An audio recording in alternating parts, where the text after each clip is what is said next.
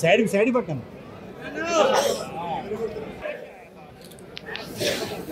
ఆ మేడం పట్టలేదు ముందుకు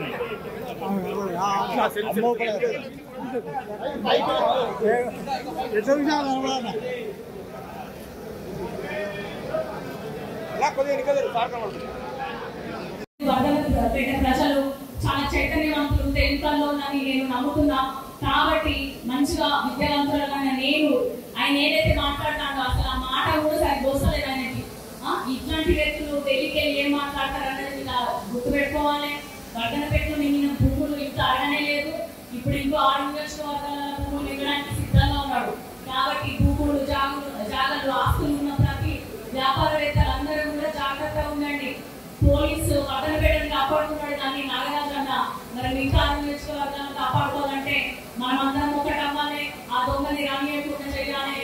తర్వాత ఆయనకి ఏ కూడా మనకి ఆయనకి పడకుండా చూసుకోవాలి. మనం అందరం మీరందరూ కూడా నేను మిమ్మల్ని అందరినీ ఒకటే కోరుకుంటున్నా.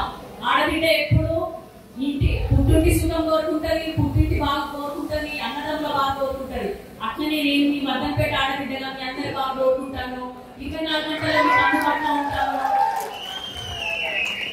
వర్ధనపేట ఎమ్మెల్యే మన పోలీస్ బాస్ నాగరాజు అన్న గారి సలహాలు సూచనలు మేరకి వర్ధనపేట అంటే ఎట్లయినా నాకు కొంచెం అమ్మగారం ఎక్కువనే కాబట్టి అక్కడ పని చేసిన కాబట్టి ఎట్లయినా కొంచెం ఎక్కువనే నిధులు అక్కడ ఇస్తా అని ఇక్కడ మీ అందరి ముందు చెప్తున్నాను.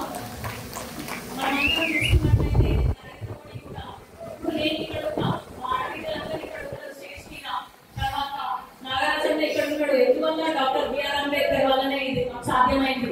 రాజ్యాంగం ఎస్సీ ఎస్టీ బీసీ మైనారిటీలకి మహిళలకి అన్ని విధాలుగా హక్కులు కల్పించింది మన డాక్టర్ బిఆర్ అంబేద్కర్. అట్లాంటి డాక్టర్ బిఆర్ అంబేద్కర్ ని తీసేస్తాడంట, రాజ్యాంగం తీసేస్తాడంట, రిజర్వేషన్స్ ఎత్తేస్తాడంట.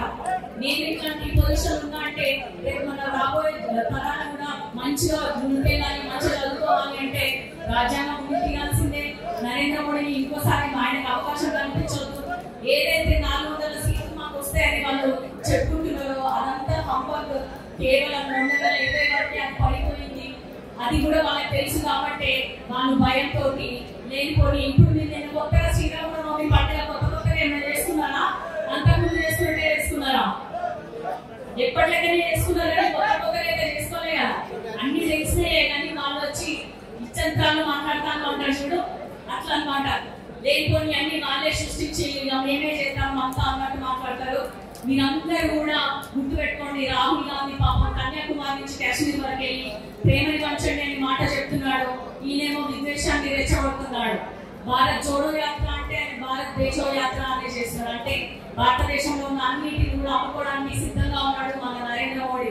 అందుకే ఆయనని కూడా నీలకేసి కొట్టాలి, పాతాళంలోకి దొక్కాలి. వీళ్ళిద్దరిని నాలుగు రమేష్ను నరేంద్ర మోడీని నాతో పాటు ఇంకో 14 మందిని కనుక మీరు ఇక్కడ తెలంగాణలో లోక్సభ అభ్యర్థులుగా కాంగ్రెస్ వాళ్ళని గెలిపిస్తే అక్కడ రాహుల్ గాంధీ గారు ప్రధానమంత్రి అవుతారు. ఆయన అంటున్నారు కులగణన జనగణన ప్రకారం రిజర్వేషన్స్ తర్వాత ఇంకా రావాల్సిన హక్కులన్నీ కూడా మనకి ఇస్తారంటున్నాడు. కాబట్టి నరేంద్ర మోడీ చాలా దుర్మార్గుడు. రాహుల్ గాంధీ మాత్రం చాలా మంచిగా మన భవిష్యత్ తరాల కోసం ఆలోచిస్తున్నాడు అన్నది మీరందరూ గుర్తుపెట్టుకోవాలి. ఇంకొకటి ఆడబిడ్డ ఇంటికి వచ్చినప్పుడు ఏదో ఇచ్చి పంపుతారన్నారు కదా. ఇప్పుడు అన్న చెప్పాడు 20,000 అన్నకు వచ్చినాయి, ఇంకో 20,000 ఎక్స్ట్రా ఇస్తా డబ్బులు ఇస్తా అన్నారు కదా మెజారిటీ. కానీ ఆడబిడ్డ కట్నంగా నాకు ఇంకొక 20,000 ఎక్స్ట్రా ఇచ్చి మొత్తం 60,000 మెజారిటీ.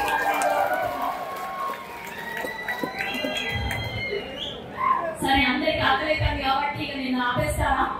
ఇంకొకటి ఏంటంటే మీ ఇంటి బిడ్డ ఎంపీ అయితే ఎట్లయినా పర్వతగిరి బిడ్డనే, ఎట్లయినా మీ బిడ్డనే. ఇక అన్ని చోట్ల ఈ మాట చెప్తాను కానీ ఖచ్చితంగా హక్కు అయితే మీకే ఎక్కువ ఉన్నది వర్ధనపేట వాళ్ళకి. కాబట్టి మీరందరూ కూడా గుర్తు పెట్టుకోండి. ఏ ఒక్క ఓటు కూడా బీజేపీ అభ్యర్థికి వెళ్ళకూడదు. ఆయన ఏదో నాది వర్ధనపేట అని చెప్పి 24 గంటలు అక్కడక్కడే తిరుగుతాను, మిమ్మల్ని ఆకర్షించడానికి ప్రయత్నిస్తాను. మీరు అటు వెళ్ళకుండా ఖచ్చితంగా డాక్టర్ కళ్యాణ్ కావేరి మే 16వ తారీఖు నాడు చేతి ఓటేసి తప్పకుండా భారీ మెజారిటీతో గెలిపించాలని మనస్ఫూర్తిగా కోరుకుంటూ నా వర్ధనపేట నుంచి వచ్చిన మా సొంత అక్క చెల్లెలు అన్నదమ్ములు అమ్మలు పేరు పేరుగా ధన్యవాదాలు తెలియజేసుకుంటూ సెలవు తీసుకుంటున్నాను. కాబట్టి భారత రాజ్యాంగం ఇప్పుడు ప్రమాదంలో ఉంటుంది కాబట్టి ఒకసారి ఆలోచించండి. గురువుకి పెళ్లి చేసుకుని చంపుతున్నారు, లేక టెంపుల్లో పోయినా చంపుతున్నారు, అనువాదాన్ని తెచ్చి మళ్ళీ మన పైన రుద్దుదాన్ని చేస్తున్నారు. కాబట్టి సోదరులారా ఒకసారి ఆలోచించండి. మనం బీజేపీని గెలిపిస్తే మళ్ళీ మనం అనువాదాన్ని కొని తెచ్చినట్టే. కాబట్టి దయచేసి కాంగ్రెస్ అత్యధికంగా గెలిపిస్తే మన రాహుల్ గాంధీ మనం ప్రధానమంత్రిగా అయితే మనం భావితరాలకు మంచి చేసే విధంగా వారి దశ ఉద్దేశంగా చేయగలుగుతాం. కాబట్టి మీ అందరికీ మరొకసారి పేరు పేరున ధన్యవాదాలు చెప్తూ, అలాగే మండలాల